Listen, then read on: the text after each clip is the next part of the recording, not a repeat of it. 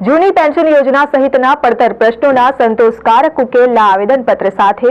રાજ્યભરના સરકારી કર્મચારીઓ ગાંધીનગર ઉમટ્યા હતા।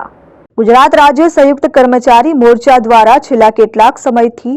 જૂની પેન્શન યોજના સહિતના પડતર પ્રશ્નો બાબતે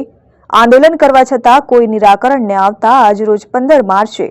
રાજ્યના સેંકડો કર્મચારીઓને નવા સચિવાલય ખાતે સીધા મુખ્યમંત્રી ભૂપેન્દ્રભાઈ પટેલને વ્યક્તિગત આવેદનપત્ર આપવાનો કાર્યક્રમ જાહેર કરવામાં આવ્યો હતો।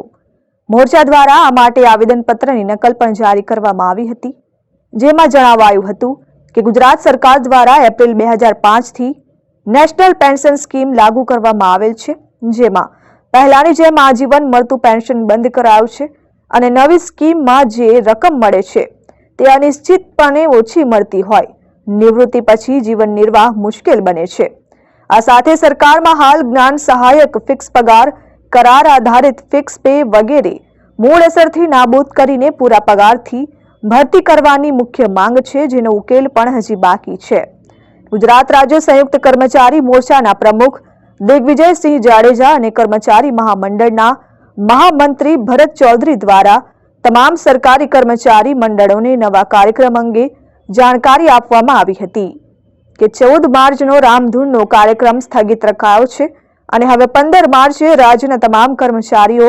મુખ્યમંત્રીને જૂની પેન્શન યોજના પુનઃ કરવા અને ફિક્સ પગારની યોજના મૂળ અસરથી નાબૂદ કરવા નવા સચિવાલય ગાંધીનગર ખાતે આવીને વ્યક્તિગત આવેદનપત્ર આપવા જશે,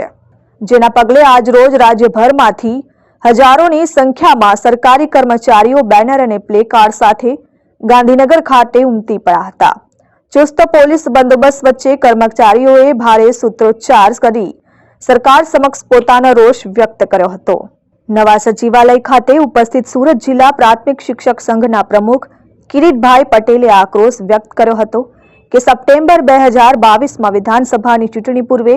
સમાધાન માટે 5 મંત્રીઓની સમિતિ સાથે કર્મચારી મંડળો અને પ્રાથમિક શિક્ષણ સંઘ દ્વારા વચન યાદ કરાવવા અનેકવાર રજૂઆત કરવામાં આવી હતી,